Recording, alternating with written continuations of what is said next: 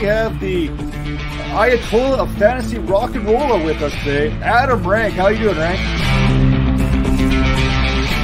They look great in person, and I just can't wait till next year where we can pack it full of 25,000. Hey, Bob, how you doing? Hey, I'm doing great. I didn't know it was Ball Guys Day. It was being ranked. I mean, how can you lose? This is the Dynasty Vipers ViperCast.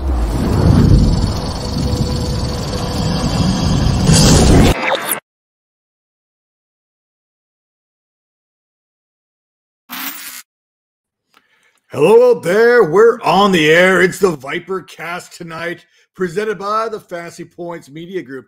Head to fantasypoints.com today and get your one-stop shop for all your fantasy football needs. And use promo code 22Vipers10 to save yourself 10%. And tell them Major sent you, and maybe they'll give you a little bit extra love there along the way. There you go. Probably not, but it's worth a shot, right? They will. They love me there. That being said, when you're looking at your fantasy rosters this week, 4 teams are not going to give you any love. That's the Jacksonville Jaguars, the Miami Dolphins, the Seattle Seahawks, and the Tampa Bay Buccaneers. Why? Because they're on the bye this week, so don't count on them for your fantasy football here this week here. Now, we are going to talk about some injuries here. We're going to do the injury rundown. We're going to talk about Week 10 winners and losers, as well as starts and sits. We're going to do a little Thursday Night Football preview there because we've got the Green Bay Packers and the Tennessee Titans there. So you know we want to talk about that.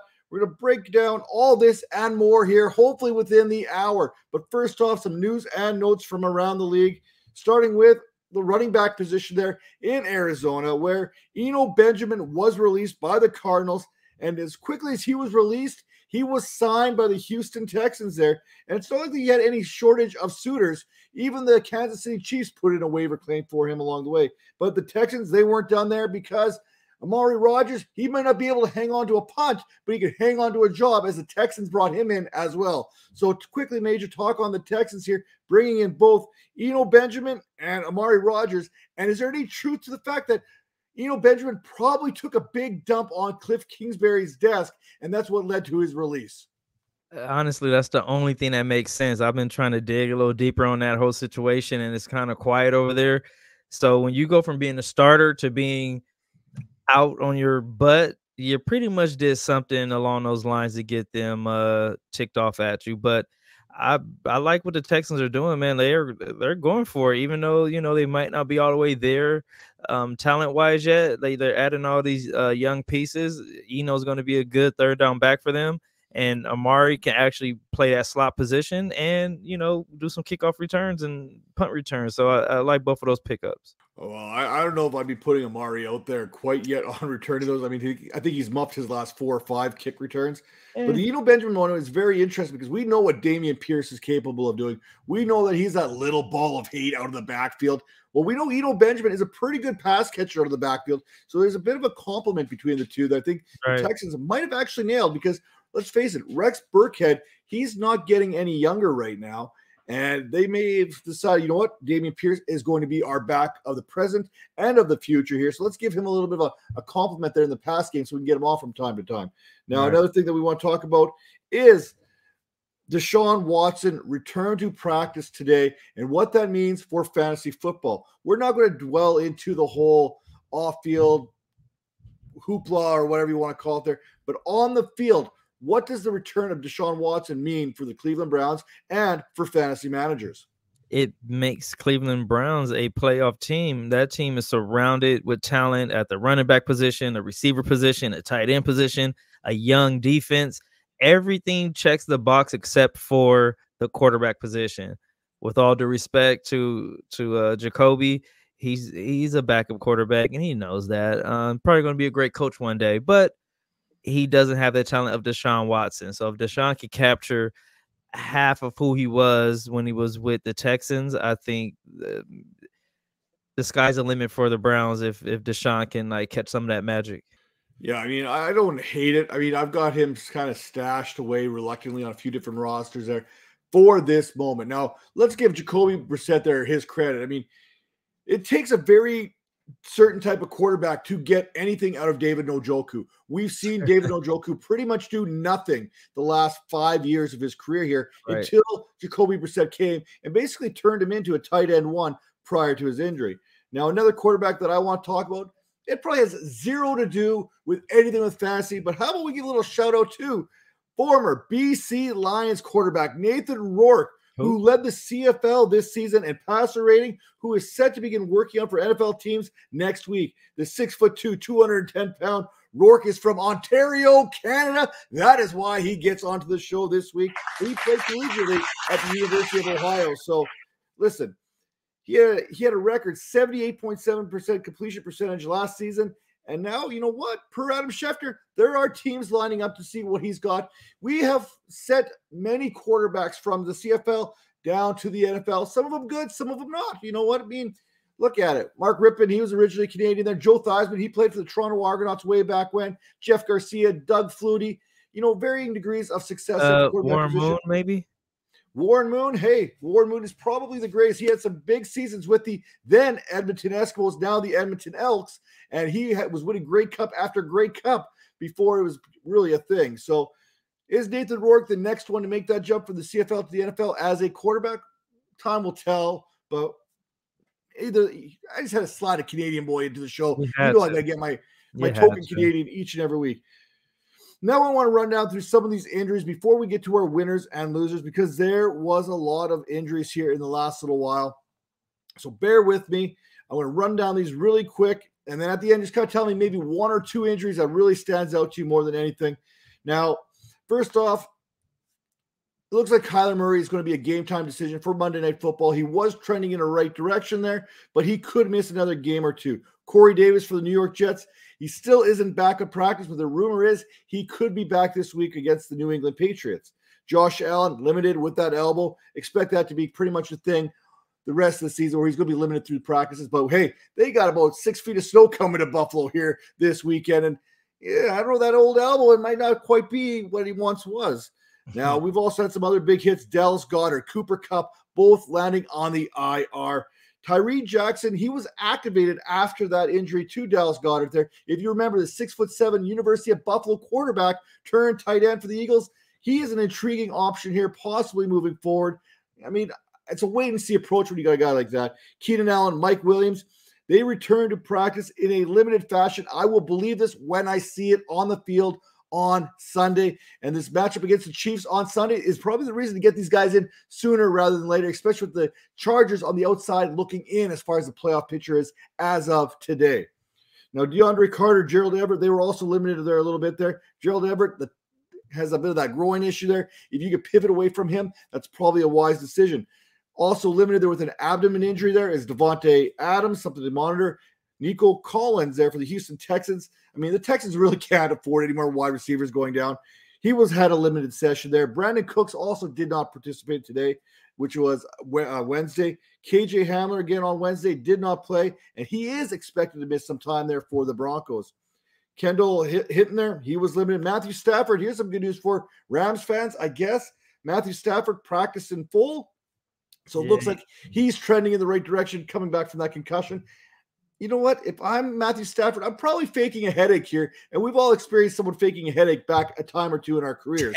Now, we've also got David Njoku, who did not practice or participate again, although he does have a shot on Sunday. But again, you're talking about a guy coming off an injury and 3 to 6 feet of snow in Buffalo. I would probably fade him this week. Justin Jefferson, another limited wide receiver dealing with a toe injury. Ezekiel Elliott still working with that knee injury that are limited. Mecole Hardman, he has a tummy ache, which is probably going to be like appendicitis here at some point. He also did not participate on Wednesday. We also know that Juju Smith-Schuster has a concussion, and Marquez Valdes-Scantling also did not participate because he has an illness, not injury-related. What else we got going on for us? The Lions have officially activated the 21-day window for DJ Chark, as too had the Cardinals when it comes to Marquise Hollywood Brown from the College of the Canyons. Major, give you a whoop, whoop. Also, Gus Edwards limited on Wednesday. A.J. Brown, he tweaked that ankle. Maybe it's more feelings hurt. Maybe it is the ankle. I don't know. But he's dealing with an ankle injury there as of today. What else do we got going on? Mark Andrews, DNP on Wednesday, but expect him to be ready. Jerry Jeudy also did not practice on Wednesday, but it looks like he has a real shot after what lots of people talk about on the radio. Looked like an Achilles injury, turned out to be an ankle injury. Turns out he could be ready to go against the Raiders. I mean, if I see a matchup against the Raiders, I'm probably finding a way as a wide receiver to get myself back into that lineup. Ryan Tannehill, he was a full practice today. Wan'Dale Robinson, he popped up. He was limited with a hamstring. Watch out for that hamstring, Wan'Dale. Jarvis Landry, limited. Expect him to be back this week. J.D. McKissick, DNP. Curtis Samuel, and Logan Thomas were limited on Wednesday for the Commanders. Woo! We still got more injuries because it is week number 11, and everyone and anyone is hurting. I hurt myself this morning rolling out of bed, so I cannot blame these guys right now. Jamar Chase, he was spotted. He's still in crutches. He's probably still a couple weeks away. Rumor is week number 12, but that seems a bit optimistic at this time. Michael Gallup, he's full after tweaking his injury in Sunday's game. Najee Harris, he was full on Wednesday as well. Cole Kmet, DNP. But we haven't really heard much that would tell us that he's not going to be available on Sunday. So I'm good to go with that. Christian Watson, after a big game there, those 3 touchdowns, which is like the 7th rookie in NFL history would record 3 touchdowns in his rookie season in a single game. He had a full practice there. So he should be good to go. Andy Dalton, they're going to go back to Andy Dalton again, the Saints are, instead of going to our boy Jameis Winston, who should have won the MVP last year, right, Major? And also Tyler Heineke was also named starter for the Washington Commanders. And that is basically your injury rundown for week number 11. Tara, how are you doing today? I'm tired. I'm so tired. I think I'm injured too. Put me on the list. It is that full. Hey, we cannot put you on the IR because we can't afford to lose you for the next 4 weeks. So you're going to have to be a day-to-day, maybe a decoy out there from time to time. That might be the best way to go about that. Call me Swift. Isn't it true, though, Major? It's true. We are all day-to-day. Nothing is actually given. I mean, I've mentioned this several times on the show. I'm literally a sneeze away from landing on the IR. That's where I'm at in my life right now. One good sneeze, that back is out. Now, that would make me a complete loser, and I would have to be like sitting doing absolutely nothing. But we're going to talk about our winners here for week number 10. We're also going to talk about some losers because, hey, we like to yin and yang the NFL and the fantasy football season. So, Major, give us a winner, give us a loser from week number 10. Absolutely. So you spoke about a little bit, Christian Watson. Finally had that breakout game we've all been waiting for, and it was glorious. He had 4 receptions, 107 yards, 3 TDs. Watson has had a tough season with concussions and minor injuries. But when he did play, I've noticed that he was always open, but the timing was just off with Rodgers. It was always a little too deep, a little too short, a little too high, a little too low. And it was only a matter of time before Rodgers got that, put together. So you get what you get now, that game where he's running down the field every play. And it seems like he's just running all 9 routes and scoring touchdowns. So let's see if we can continue that trend going into next week. And for my losers, I got to go with Clyde Edwards-Helaire. It looks like he lost his position to Pacheco. CEH has played 6% of the snaps last week, and the week before that, he only played 17% of the snaps. He only had 2 receptions or 2 targets last week, and the rest of the stat line was all donuts. And for first round running back, that's not a good sign at all, especially to like an undrafted free agent dude, or was he a late draft pick? I don't remember. Give the 7th round selection out of Rutgers a little bit of respect. Our man Ben Canis there, he's going to let you have it there if you're going to be disrespecting Rutgers players. Okay, but no, but I hate his running style, but I do like how hard he runs. Pacheco, that is, but yeah, for Clyde, it's a bad sign. So we'll see if he can bounce back a little bit. But for now, it looks like he's RB2 out there in Kansas City. Are we fully buying in Isaiah Pacheco? Are we kind of just finding? I mean, we've all bought into Clyde Edwards-Helaire when the Chiefs drafted him. I mean, it feels that anytime the Chiefs, you want a piece of that Chiefs offense, no matter what. This also feels like a trap to me, Isaiah Pacheco in general. What are you guys' thoughts here on Pacheco? Can he be an RB1? So I believe he will be the RB1 on the ground for the Chiefs. I believe that for a while, but he is not someone who I think will be highly fantasy relevant because unfortunately, you just don't get a lot of fantasy points out of the Chiefs offense on the ground. The value comes through the air, and he's not going to be the pass catching back that is clearly defined as Jerick McKinnon. Right. So while I believe he is the RB1, I don't believe that has a whole lot of fantasy value. So that's kind of the difference. Now, granted, this is a good matchup this week for him. So if you want to roll him out and start him in this week, I can understand that one and roster him for sure. But just kind of hold your expectations. This is not a Kenneth Walker kind of situation. Right. No, I agree with everything she just said. I don't think I can add anything to that. She killed it. Yeah, it just feels like we're sipping the Kool-Aid, the Pacheco Kool-Aid, the Pacheco punch, so to speak, here as we head into week number 11. I think it's just we want to believe that a running back in this Chiefs offense can make a difference in fantasy when we haven't seen that since Johnson way back when. Jamal Charles was probably the last fantasy relevant running back that the Chiefs actually produced, and that was because he could run the ball and catch the ball out of the backfield. Well, there's a guy out there in Cleveland that may want to be added to that list. Yeah, he was only there for a short period of time. He doesn't care. We're not going to like talk about RB1 every year. Okay, well, go ahead. No, I'm not going to talk about him. I refuse to talk about him. Now, Tara, what about you? Winners, losers for week number 10? My winner for the week is a guy named Justin, Jerry, Randy, Megatron Jefferson. Congratulations to Justin Jefferson for cementing himself as possibly one of the greatest wide receivers of all time, because that's kind of looking like the direction that it's heading for him.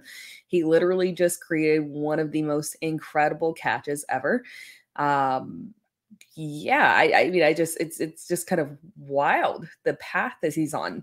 10 receptions, 16 targets, almost 200 yards, touchdown. He's out there just creating iconic memories.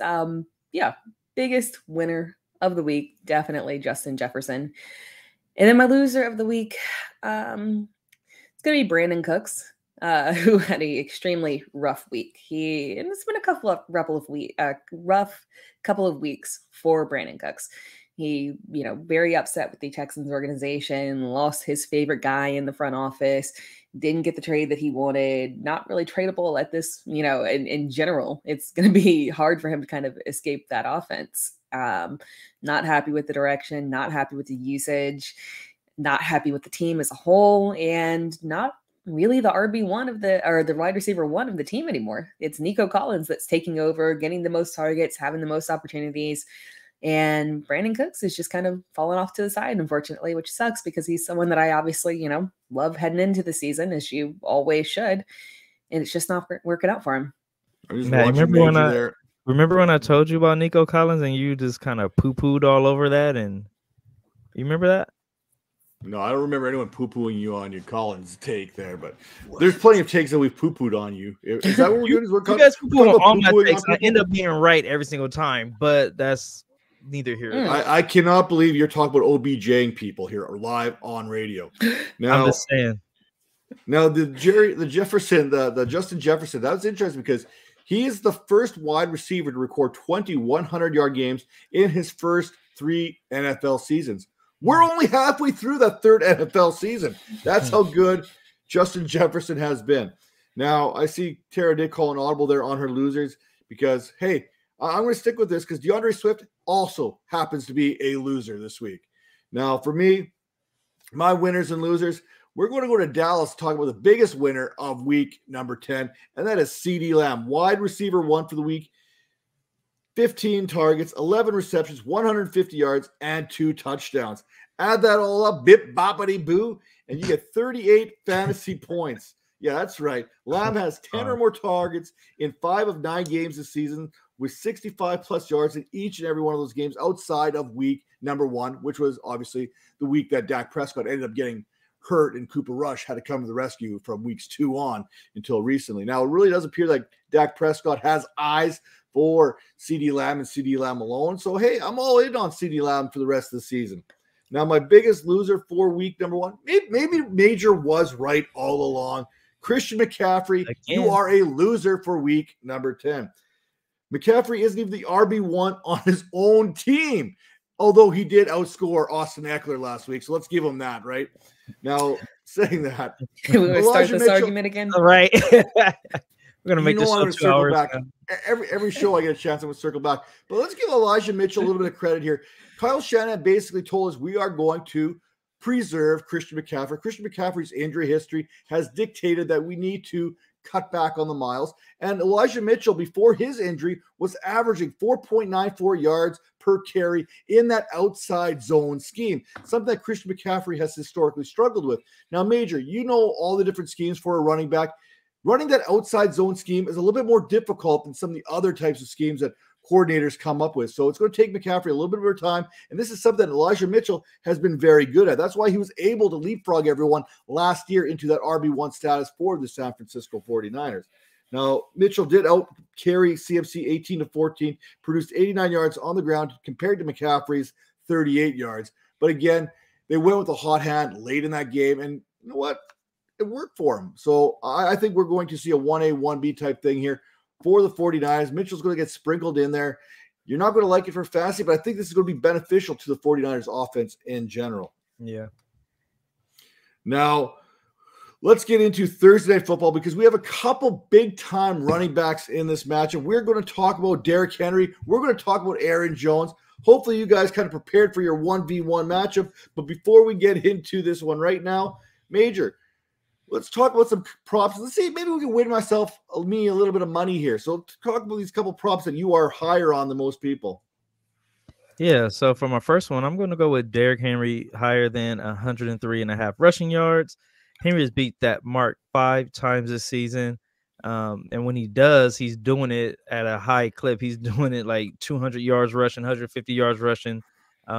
Green Bay is ranked 26th versus the run, giving up 141 yards per game. So, you know, they can't really stop anyone, kind of like Tara in her arguments here.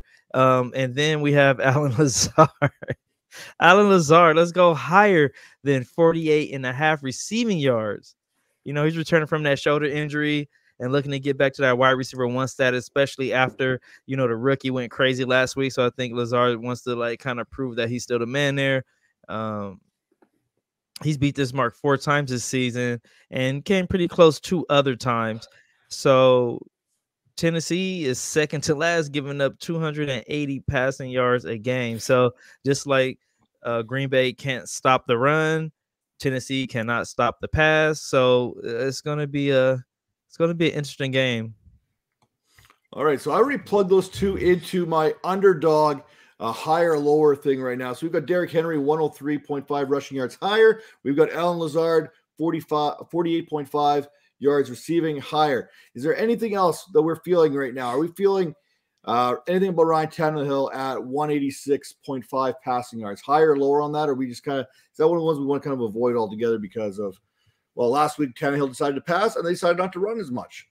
So again, with, you know, Tennessee, I'm sorry, with who are we talking about? Tannehill. Yeah, so Tannehill, they're going to run the ball because, like I said, Green Bay cannot stop the run. So why not do the thing that you're the best at and the thing that the other team is the worst at? So to me, it makes for a perfect opportunity for Derrick Henry to go crazy and for Tannehill to hand off the ball 100 times, maybe a couple of play actions in there, but I don't think it's going to be enough to really so I'll go under on that one or lower. Okay, Tara, I'm going to throw this one at you here a little bit because you're going to be representing Aaron Jones in just a little while. His prop right now is set at 58.5 rushing yards. It's also set at 85.5 rushing and receiving, or 24.5 receiving yards. Do you feel strongly about any one of those being higher or lower this week? Yeah, it's the receiving yards. I mean, it's so while it's very possible that Aaron Jones could exceed the rushing prop, the only thing is that the Titans are legitimately good at stopping the run, right, and they're legitimately bad at stopping the pass. So I kind of lean towards that direction with Aaron Jones. All right, I'm all in on that one. What else we got here on the betting? We've got some A.J. Dillon in there. We've got some Aaron Rodgers, 1.5 passing touchdowns, higher or lower? That's 2 touchdowns. I think we got to go higher, right? We had Watson get 3 last week. Why not? I don't know. It's up to you, Tara. We'll go higher. It hasn't been hard for him to get 2. So yeah, I'm okay with that. Go higher. All right. And the last one I want to take a look at. How about Robert Woods at 33.5 receiving yards? Under. I'm with you. It sounds so crazy saying that, but I'm gonna go. It's better. Let's see. He's only beat that mark, man. 1, 2, 3.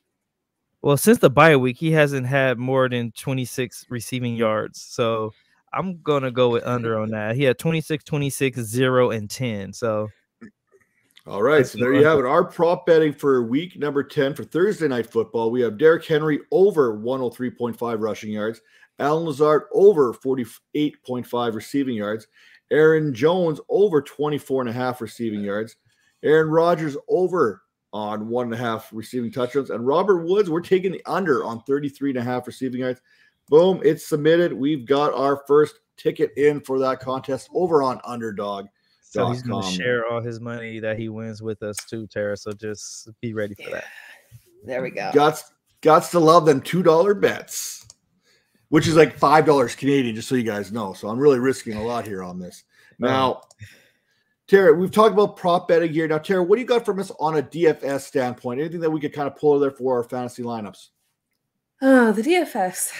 The showdown this week is it's difficult because, as Major kind of tipped the hat on, this is Derrick Henry's offense. This is the Derrick Henry show. Derrick Henry will aggressively run the ball and be very successful against Green Bay. It's much easier to run the ball on them than it is to throw the ball on them. And I think we're going to see a nice bounce back situation from Derrick Henry after a very non-Derrick Henry-like week 10 performance. So you have to include Derrick Henry in your lineup. He is the most expensive player on the showdown slate. So, unfortunately, but you had to do it. Then we've got Aaron Jones, Aaron Rodgers. They're all very, very worthy of being in the lineup. Allen Lazard. I like Allen Lazard as a bounce back candidate as well.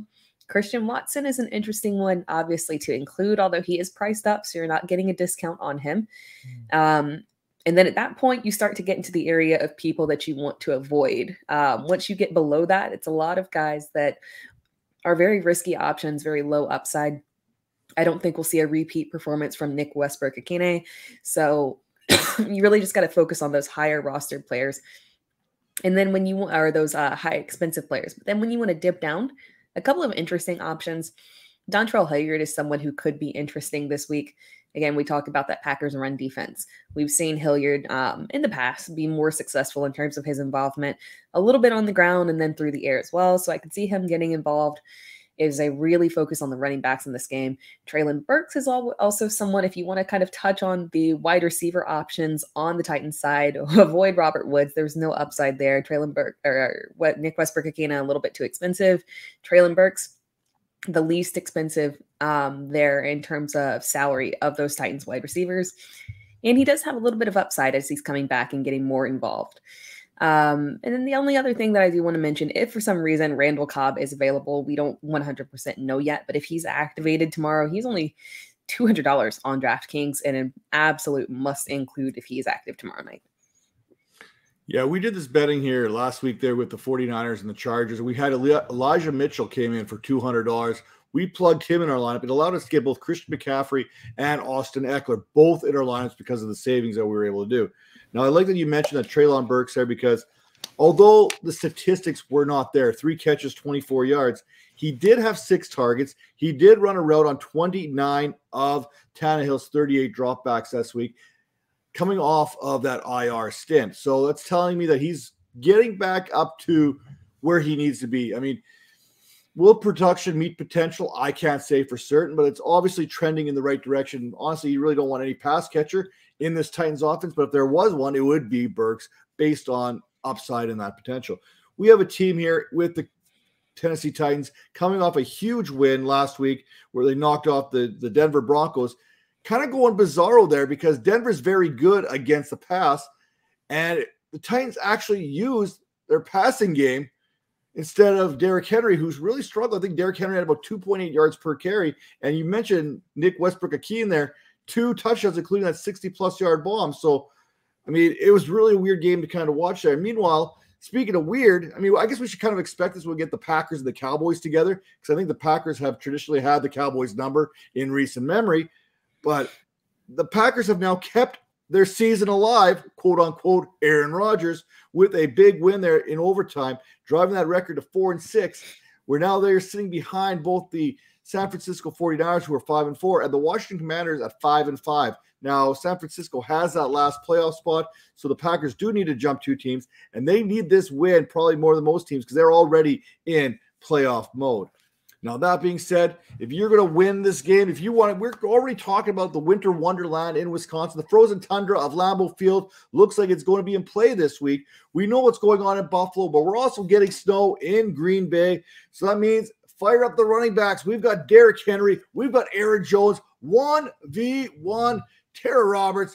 Major Caldwell. Break it all down for us. And, there we go. My head's huge. Yeah. Major, the floor is yours to kick us off. You are representing the man-child himself, Derrick Henry. What do you got for us? How is Derrick Henry going to outscore Aaron Jones in fantasy for week number 10 on Thursday Night Football? Quite easy. Like I explained earlier, the number one thing that the Titans do well is run the ball, and the thing that the defense of the Green Bay does the worst is stop the run. So Derrick Henry has hit 100-plus yards 4 times this season, also hit 200-plus yards once this season. This is the time of the year that Derrick Henry loves the most. Like when it's cold outside, no one wants to hit a 260-pound running back running a 4.4 at you. You're going to move out the way because when it's cold, it hurts way more. Man, I think you know a little bit about that playing out there in Canada. And with Tannehill coming back, Derrick Henry will not be facing 12-man fronts anymore. He's going to loosen that up with the play action pass a little bit. And again, Green Bay can't stop anyone in the running game. So, I mean, short and simple, the floor is yours, Tera. I love, before Tera goes, it's funny because if you're listening to us, you can't appreciate Tera already getting the zone. It's like watching a football player prior to get the heads down. She's like, okay, here we go, psyching herself up. And then Major goes, yeah, it's quite easy. Also, boom, eyes pop up. And it's like, all right, here we go. It's time to get this debate on. Tera, Aaron Jones, let's have it. I'm not going to lie. I was just kind of thinking and hoping that I can speak without like coughing and like, I'm sick again, guys. I'm about to go get a blanket. I'm about to go get a blanket and just rest for the rest of the show and just kind of sit here and lay down. Anyway, back to the argument. I say argument, debate, but it's more of an argument because I feel like Matt kind of set me up. Matt kind of set me up with this one with Aaron Jones, knowing that the Titans literally have one of the best run defenses in the league and that the Packers have one of the worst. So, yeah, you know what? I feel like it was a little bit of a setup. You guys know how it is with Matt. He's always trying. She's setting you up, Major. She's setting you up for the knockout punch. I hear it. He's always trying to come at me, but that's okay because I'm Tera and I can literally argue anything, and Matt knows that. So I think this is what the setup was. So let's go. Let's see what we got here. I love King Henry just as much as the next person, believe me. But here's the thing. Aaron Jones has upside in literally any game script. He can run you down on the ground with 100+ yards on the ground, and he can light you up through the air with 10 targets and tons of receiving yard. But as we saw last week, and I mentioned this, if a defense can stop the run, Derrick Henry cannot get fantasy points through any other means. Now, I know what you're thinking. The Packers can't stop the run, so this is like a dumb argument, Tera. I can't argue with that on you, but can I argue with that? I think I can, because the Titans are kind of a special. No. The Titans are kind of a special situation. They're a special team where you can actually literally focus 100% on the run and dare them to beat you through the air because they have no pass game. That is literally what we saw last week. In their pass game, it did a little bit. It was a good game for Nick Westbrook-Ikhine, but did it really actually do anything and be incredibly successful? Not really. It was probably the best route to go to try and stop them. So Ryan Tannehill might have been able to outdo Russell Wilson because literally anybody can do that. Not that difficult. But that is not happening with Aaron Rodgers. If this Titans defense is not able to stop Aaron Rodgers and he connects with Aaron Jones, because as I mentioned, he doesn't have to get his production on the ground. He can get it through the air. Aaron Jones will be able to outscore Derrick Henry if they focus on Derrick Henry. The Packers will put 100% of their effort into stopping Derrick Henry, and the Titans will put 100% of their effort into stopping anyone that is not Aaron Jones because they're going to try and focus on Aaron Rodgers, and it's just going to be Aaron Jones that comes out on top. So that is my argument. It was difficult. It was difficult because it was a setup, but I think I did a good job. You can't argue with yourself and then give yourself credit of a good job. Like, I think I can. What's going on? I think I can. Yeah, okay. I had to debate myself. Yeah, I don't know about that one. It was difficult, but I did it. She said I did it. Yeah. Oh, some people are so delusional, but it's awesome. I love it. I love it. I didn't get a good argument from Major. You said like 3 sentences, so I kind of had to like because back and forth with myself. It was easy. Like, I mean, we can go exactly. It was an easy setup. It was an easy setup. But it's your team. Like, I had to work for it. He gave you Green Bay because that's your team. No one would actively choose. No one would actively choose to go against Derrick Henry. Well, Major, you missed out on some good key points there. Like, you could have been in the last 5 weeks. Only Justin Fields has more rushing yards than Derrick Henry. I mean, there's a lot of information you could have thrown out there. Yeah. But I love how are you feeling about PPR right now? Because in standard, Derrick Henry completely wins his hands down, no contest. But PPR, hey, this changes everything here because it's basically Alan Lazard. And I'm not counting on Christian Watson being a big-time productive pass catcher in this offense. Big plays, possibly, but plenty of them, unlikely. Now, you've heard from Tera. You've heard from Major. We want to hear from you when it comes to this contest there. Who do you have, Derrick Henry or Aaron Jones, when it comes to PPR scoring this week? Let us know. Pick your fighter, and we'll get going here. Now, we are on to week 11. Derrick Henry. It's a set. No, like who would go, no matter how good of an argument I make, who would go into a poll and say, hey man, let me not pick Derrick Henry? Who would do Look, that? she is good with reverse I'm about to go into the poll and say Derrick Henry. She's good. I like the reverse psychology. You got the whole like 8-mouth, Eminem thing going on. Like, I like it. I did such a good job in this debate. Talk about yourself before somebody else can, argue with yourself, give yourself a pat on the back. Like, tell these people something else they don't know about Aaron Jones. That's what exactly. But Aaron Jones is one of my favorites. I think he's one of the most underrated running backs in all of football. Like, he gets no respect for what he does. And a big plays he makes every week. Like, the dude is he's a real running back. That's one of my favorites. Well, Major, I want to congratulate you because she just sucked you in, made you feel bad for her, and now you're defending Aaron Jones. Did you know what you just did? You just defended Aaron Jones. I would have took him. We can reverse it because I got stats. I'm playing. He's got stats. Now Major has stats. What is this world? I know, we're rubbing off on him, and it's fantastic. Now you're not ever rubbing anything on me, but go ahead. Okay, Huggy Bear. Now, waivers have already come and gone right now.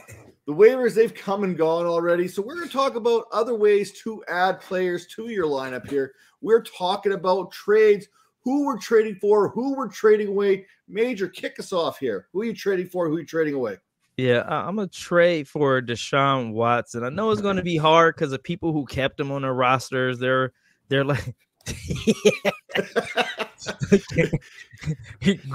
Grandma Tera came back, but yeah, so like Deshaun Watson, like people who like held them are like the little squirrels, and they get their nuts and they hold them all day and bury them. I don't know what they do with them. I don't know about National Geographics, but if you can try to trick someone into like trading Deshaun Watson to you, go ahead and do that. When he returns in week 13.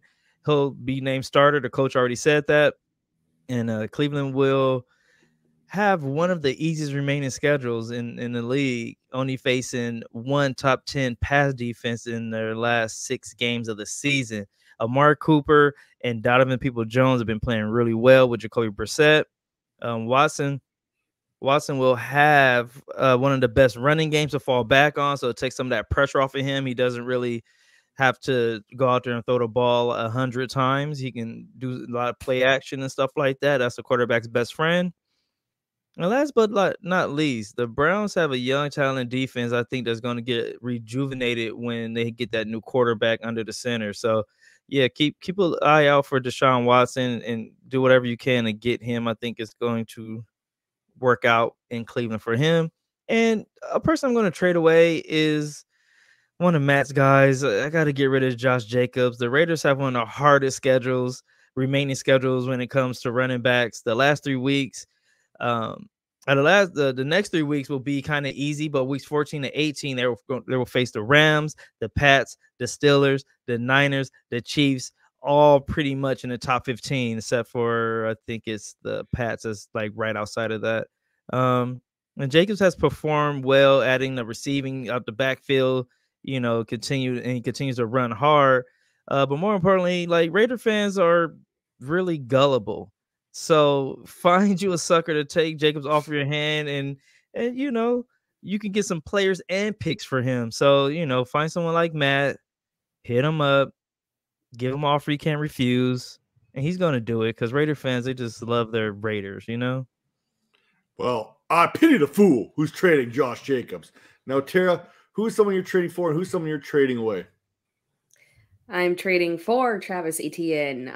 Bad game, bye week, just the logical opportunity to try and sneak in there and grab him at a slightly cheaper price if someone's panicking and thinks that this is not, we're not going to get the Travis Etienne that we saw, over the past several weeks. The person that I am trading away, if you can sell Jonathan Taylor, I wouldn't sell him low, but if you can get someone to jump right now after this game, I would do it because this was a good setup. Now, this is not me, saying I don't believe in Jonathan Taylor, but the difference between last week's game and his upcoming schedule is night and day. That upcoming schedule is brutal. So if you can sell high on him and get out now, it's probably a better situation for you. Yeah, that's a good one there. You're finally getting that sell window for the running back there, Jonathan Taylor. Now, historically speaking, Taylor has started seasons off slowly. This start just kind of extended a little bit due to injury. So maybe now we are getting that Jonathan Taylor that we expected way back when, or maybe it's just fool's gold at this point. Now, for me, Jeffrey Wilson is a guy I am trading for right now. The Dolphins are heading into a bye week, so some teams are going to need someone to replace that running back. So now's the time to kind of, hey, I see you need a running back. Here's someone you can use the mid-time.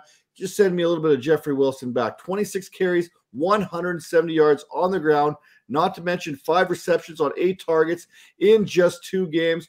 And I'm going to give you an honorable mention, Marquise Brown, who should be back this week. If not this week, next week for sure. So those are some guys that I have on my trade list that I'm looking to acquire here this week. Now, someone I'm trading away, find a Paris Campbell schmuck in your league. It's hard to find them, but they are out there. No, okay. Now, this one, it actually hurts because this is one of our favorite guys on the show, and it happens to be Jamal Williams. And I'm not saying kind of the same thing as what Tara's going on. Jamal Williams' value will never be as high as it is right now. We've watched DeAndre Swift struggle. We know that this is going to be Jamal Williams 1A at worst type situation, at least for the next few weeks. So we know he's still going to be that lead back, but in the next 4 weeks from now, 5 weeks from now, as we're heading into our fantasy playoffs, DeAndre Swift is going to become more and more involved in this Lions offense. It might not happen in weeks 11, 12, or 13, but once the playoffs kick, when you're really starting to count on Jamal Williams and those touches, expect them to be split, so you're not going to get as much value out of Williams later in the season. So that's a player that I'm trading away, and it actually hurts me deep inside. Now, Major, come on, grow up. This is a professional show. Is it? Well, that seems targeted.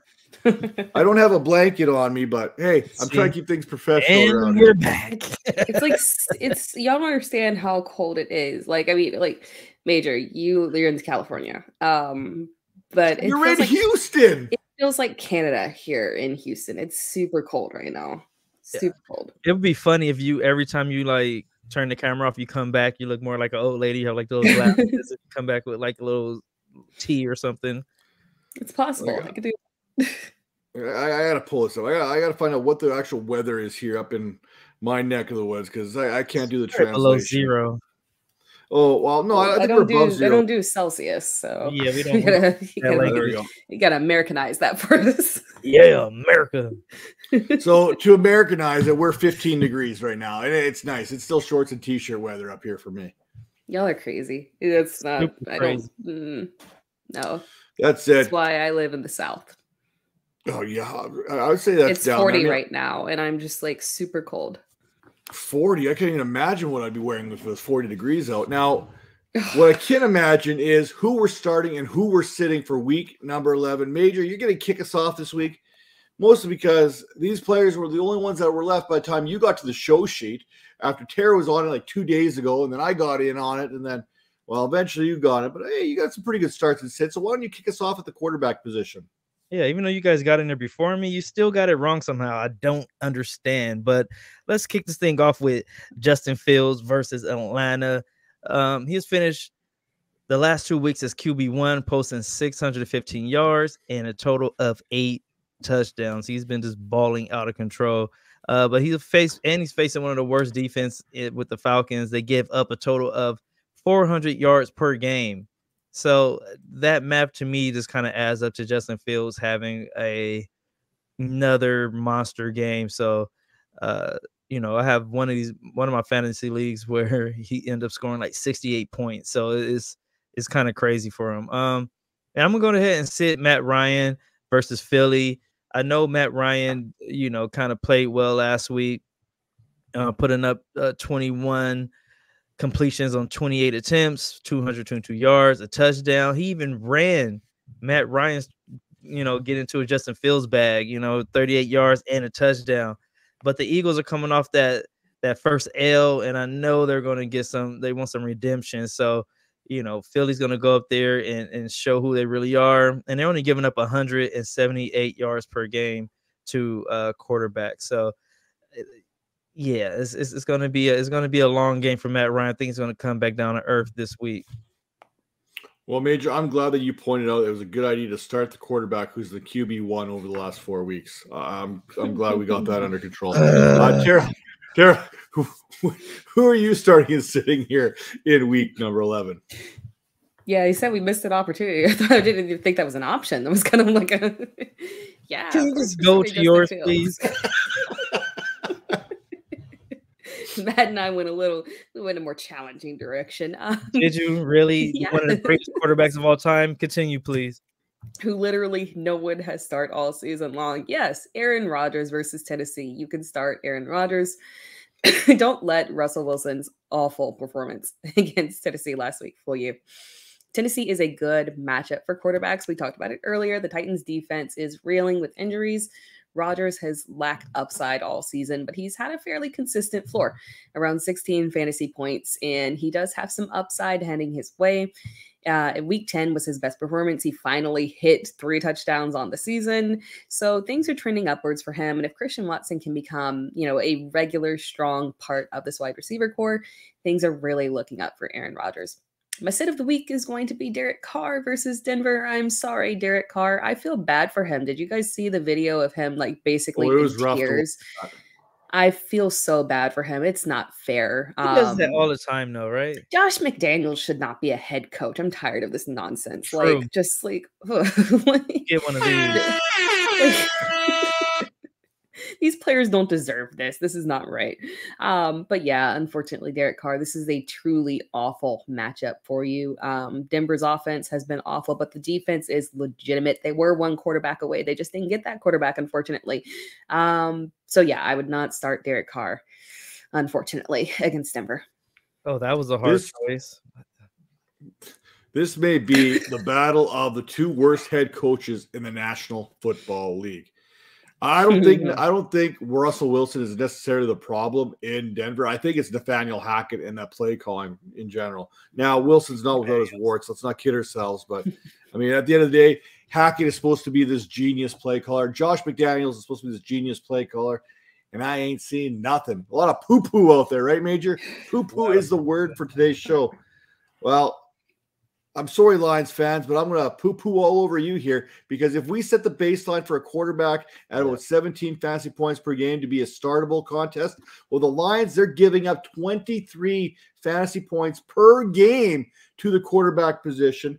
And it's not just the quarterback position. When we're talking about Daniel Jones, not only can he do things with his arm, but he can do things with his legs. And again, Detroit, they can't stop the run either. You got Saquon Barkley. You got Daniel Jones. You got yourself a huge fantasy football contest. If you're missing Tua Tagovailoa, if you're missing Geno Smith, Tom Brady, then you could do worse than Daniel Jones being inserted in your lineup. And chances are he's still on the waivers right now. You can literally go grab him after your waiver wire is cleared. He's probably still there. And you could probably plug him in and bank on a top 12 quarterback finish here against the Lions in week number 11. Now, my sit of the week, and this hurts because you know me, I'm all about the Kirk Thugonomics here when it comes to the quarterback position, but I still cannot get behind a quarterback playing against the Dallas Cowboys. Now, Dallas will be bringing pressure all day long, and this feels like a potential 2:25 p.m. primetime contest. You know what, Kirk Cousins, he hasn't been bad statistically in primetime games. His record, on the other hand, has been absolutely atrocious throughout his career. This just feels like all eyes. You just had a big game there against the Buffalo Bills. The Dallas Cowboys, they're reeling after a loss against the Green Bay Packers. This is the premier matchup of the week. It might not actually be a primetime game, but it's going to have that feeling. Now, pressure, it can either make diamonds or it can break you all together. So this is going to be a real test to see where Kirk Cousins truly sits on the hierarchy of the quarterback position here in 2022. And if this Vikings team is for real, because we're questioning them. We've questioned them all season. What have they done? What have they done? Oh, they lost to the Eagles. Well, they just beat the Bills, okay? So where are they really at? They're 8-1 bottom line, so we'll see what Kirk Cousins can do in week number 11. Now, speaking of, I talked about Daniel Jones and his ability to run the ball. Let's talk about the guys who can run the ball. And Major, thank you again for your start of the week. I will not participate if you guys keep up with these shenanigans. But I'm going to go with Saquon Barkley versus Detroit. He's coming off a monster game against the worst rush defense in the Texans. He rushed for 152 yards TD. And this week, Barkley will be facing the second worst rush defense in the league, giving up 161 yards per game to running backs. Look to Barkley continue his success on the ground, that keep the hot streak going. And then for my sit, I'm gonna go with Aaron Jones. We talked about it a little bit, but he had a really good game last week, 138 yards. Looking at his last 4 weeks, though, Aaron has had a bad game, a good game, bad game, and a good game. So if the trend continues, look for him to have a bad game this week. Adding to the downtrend, he will be facing the second best rush defense that only gives up 85 yards per game. Off to you, Tara, for your deep in the crates people that you're gonna give us. Thank you. I appreciate it. I could have gone with like the RB3 overall, but I chose to go with David Montgomery. When so Matt, I got into this. Thank you. I got into the show sheet super early, and this was I'm okay with starting David Montgomery if Khalil Herbert is out. He is on IR now. So we are definitely starting David Montgomery. Atlanta is a fantastic matchup. And even though the RB1 on that team is absolutely Justin Fields' major start of the week, I can see a scenario where David Montgomery gets 15 fantasy points, which I think is very valid to justify him as a solid start. I think he can be trusted as a RB2 with a little bit of upside this week. And my sit of the week is going to be Najee Harris. I'm so sorry, Najee. I grow more and more uncomfortable with you every single week. And we are definitely sitting you this week. And this is interesting because you're coming off your best game on the ground this season with 99 yards, which was impressive. He did look a lot better. I think the verbal threat from his coach of we are definitely getting Jalen more and more involved, maybe kicked a little bit of action into him. But the problem is that even with that fantastic performance, he still only had 9.9 fantasy points.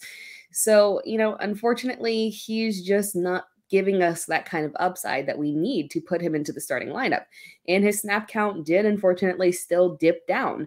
Even though he put up numbers, it still dipped down to 60%, and Jalen Warren's went all the way up to 43%. We're seeing a trend here.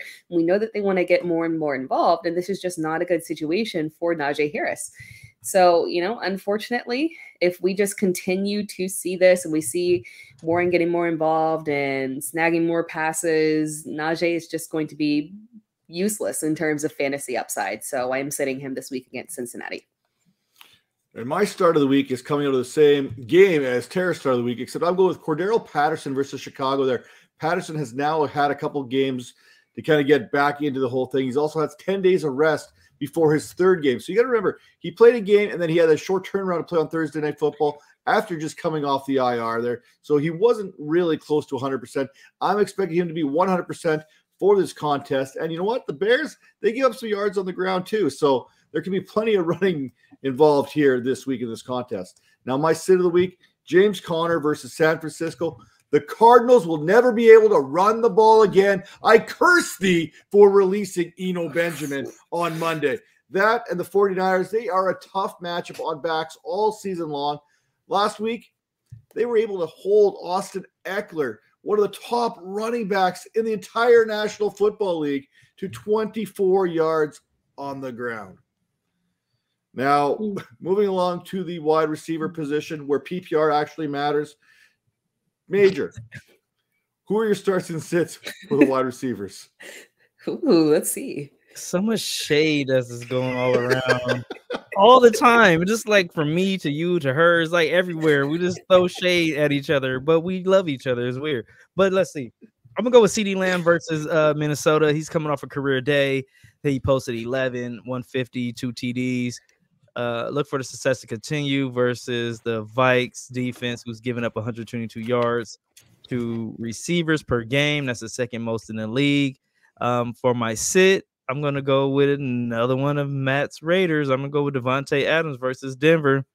And don't get me wrong, I'm not saying that anyone can stop Adams, but, if anyone could, that Denver secondary, they're doing a pretty good job of shutting everyone down. And that young quarterback, Pat Surtain, looked like he's going to be one of the greats. Did I lose it? Adams also dealing with an abdomen that limited him in practice this week. Devontae has been balling out the last 2 weeks, but the Raiders' offense is really inconsistent. So we'll see what happens. But yeah, those are my two. Yeah, just for those who are listening here right now, just keep in mind that the Broncos did limit Devontae Adams to just 9 catches and 101 yards the last time they played each other. Tera, who are your starts and sits for week number 11 at the wide receiver position? You can't just do that and gloss over. Go ahead, Tera, man. Does he know this off the top of his head, or is this just like targeted information? You might be being picked on here, Major, by me and Matt. But my start of the week at wide receiver is going to be Rondale Moore. I'm so frustrated over Zach Ertz being out. I'm in a 2 tight end league and lost Zach Ertz and Gerald Everett, and I literally have no pivot options, and it's just kind of the end of the world for me. Sorry, selfish note there.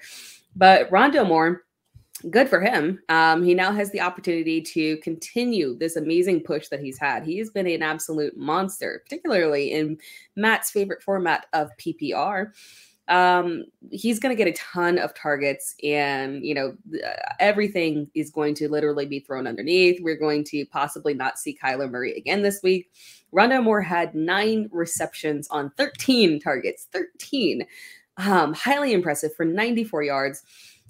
Moore is averaging 15 fantasy points per game in PPR since week 5. He has come on so strong, and I think it's going to stick. And this is definitely, it's a tough matchup against San Francisco, but this is a situation where you want to start him and feel comfortable starting him. My sit of the week. Sorry, Tara, with that, just real quick, if Marquise Brown is activated and is involved in this game, does that change at all that he goes from must start to maybe a flex, or how does Marquise Brown affect Rondale Moore's value here in week number 11? No, not really. I mean, I would want to look at the ADOTs to see if there's going to be a major impact, but I don't think that Marquise is really going to touch that role that Moore is going to have out of the slot. Because if you look back to Marquise Brown early season and Greg Dortch, there was an overlap there of those two guys at the same time, and Greg Dortch was extremely strong out of the slot. Lots of S's, strong out of the slot. And so I don't think that Marquise coming back is going to aggressively affect Rondale's role. It'll be interesting to see how they integrate together with DeAndre Hopkins, but I think Rondale is still someone who I definitely want to start. And then my sit of the week, I hate to pick on Pittsburgh, but unfortunately my sit of the week is also going to be from Pittsburgh at wide receiver. It's going to be Diontae Johnson. I've given him chance after chance, and unfortunately there's just zero upside. And, bad thing is that even though the run game is ugly and turning into a split, and, as I mentioned, they're pushing Jaylen Warren forward, the result is that they're leaning more on the run. And it's not a good situation in terms of upside for Najee Harris, but it's a bad situation for this pass game, particularly for Diontae Johnson, because Diontae Johnson works off of high volume. So if this Pittsburgh pass offense is limited, the passes are coming down for Kenny Pickett, they're focusing more on the run. Guys like Pat Freiermuth and George Pickens, these guys that can find ways to succeed in ways that aren't purely based off of volume, they can move past it. But Diontae Johnson just has no way to be successful when you're not in a high volume pass offense, unfortunately. So I just don't think that you can trust Diontae moving forward. So he is my sit of the week. All right, I'm going to go with my start of the week. I'm going to pick on the Pittsburgh Steelers as well, and I'm going to go with Tyler Boyd. When you face the second worst team when it comes to allowing fantasy points to the position, you basically start everyone. I mean, that includes T. Higgins. Now, the Bengals, they had a week to get healthy. They had a week to prepare for their division rivals, and Burrow to Boyd connection has really been working since Jamar Chase had gone down. Well, Boyd has been a top 32 receiver in each of the previous 4 weeks there, seeing 5 or more targets in each of those contests. Back in week 1, Boyd, he did score a touchdown in that loss to the Steelers. So I'm firing up Boyd this week, and dare I say it, I think he could be a wide receiver 1 this week.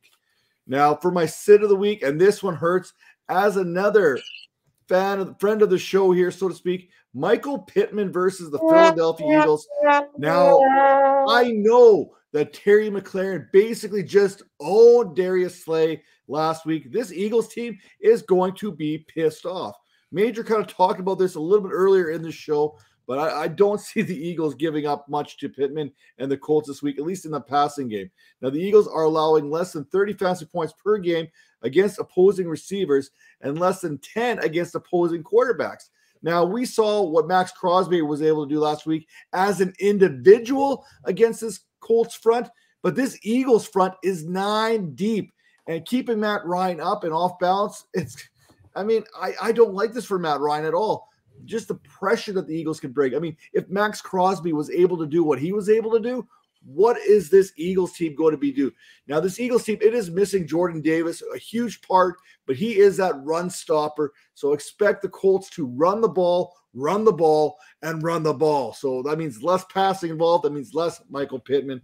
And finally, because tight ends matter, Major, give us a tight end to start this week. Come on, give us something deep.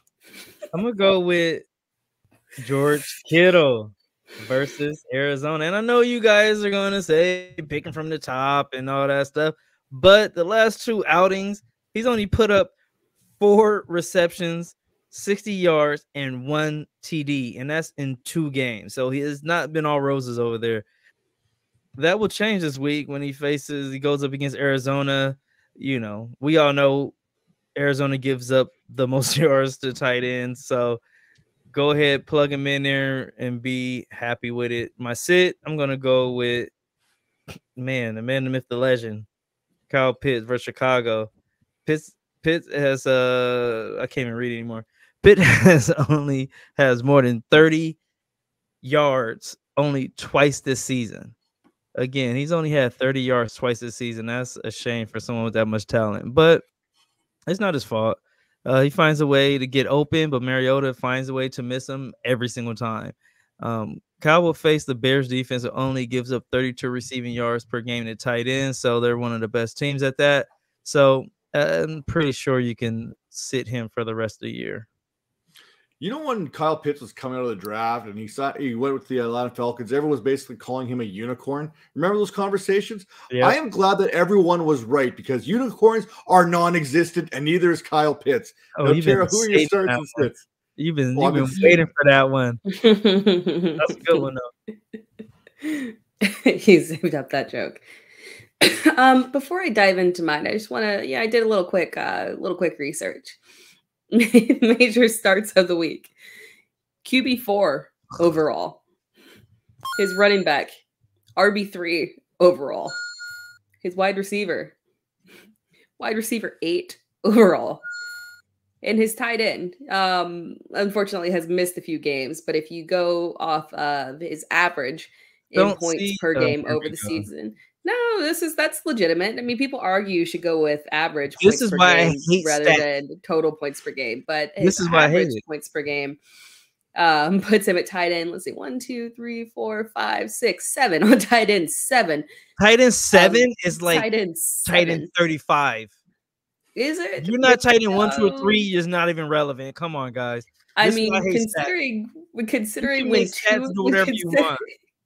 when two of the tight ends above him on IR, and David Njoku is another one who hasn't actually played for several weeks now. So technically speaking, he's a top 5 tight end of guys that are actually like healthy and available right now. So yeah, man. I'm sorry, Major. The other way you want to bend the stats to make it work in your favor, Tara? I didn't have to master at it.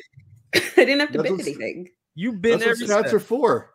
Yeah, to make up all kind of stuff, but it's all average. How is average points per game bending? How is that bending? Instead of just going off of his straight numbers, you had to go, well, if you take the calculation and hold the 2 and carry the 1, and if you turn him upside down and move him sideways, he'll be tight end number 5. Like, no, his numbers suck right now. In the last 2 weeks, he's only put up 60 yards. That is not good. This is starting to sound like the Garoppolo versus McCaffrey argument last week. I'm just going to sit back and enjoy it now. No, because the stats are like ridiculous. I think we should take it to a Twitter poll. Our average points per game in advanced stat is what we'll call it. Averages doesn't mean anything. Now, to give Major some credit, his sits are pretty bold. I mean, he's got some big names there in his sits column, so we'll give him that. I'll give him his sits there. Now, Tara, for you, who are you starting and who are you sitting ahead of week number 11? Get us back on track here. I'm starting 1. Oh, good job. Cole Kmet is not the tight end 1. That's right. I am starting Cole Kmet against Atlanta. It's simple. I don't have to explain it. He's on a hot streak. 5 touchdowns over the past 3 games. You ride it while it's hot and you keep going. Unfortunately, we're, very limited at the tight end position in terms of guys who we can actually start. So he's definitely an option that you can go with. Now, technically speaking, you can start Foster Moreau because I hate to do a sit at tight end this week because honestly, there really aren't any tight ends that you can afford to sit if you're rostering them because we have so few options available. So if you're in a 12-team league, you're basically starting anyone and everyone that you can. But if you can afford to sit Foster Moreau versus Denver, do it. Darren Waller's out and volume is there for him in theory. But against Denver, it's just not the best situation. So if you can afford to not do it, Foster Moreau, sit him. And I'm going to keep the train going here with tight ends here. I'm going to go with Juwan Johnson of the New Orleans Saints against the Los Angeles Rams. Now, prior to Zach Ertz going down with an injury last week against the Rams, the previous 2 weeks, the Rams had allowed 20 points per game to the tight end position. Now, again, on the season, they're allowing just 7.82, but this team is a mess, and I'm rolling with the recent trend. Cade Otton back in week number 9, 5 catches, 68 yards, and a touchdown. I'm going to go out here right now. I don't know if it's bold, but Juwan Johnson is going to score a touchdown this week, so put him in your lineup. Now, sitting-wise, I mean, I don't know who else is possibly going to catch the ball for the Los Angeles Rams. I mean, we've seen Allen Robinson not do anything. We've seen Ben Skoranek do absolutely nothing. Van Jefferson, he hasn't been who we thought he could have been from the get-go there. And Cooper Kupp is on IR, so maybe Tyler Higbee is the last possible option in this Rams offense. But I'm still telling you, you have to fade him against the Saints defense here.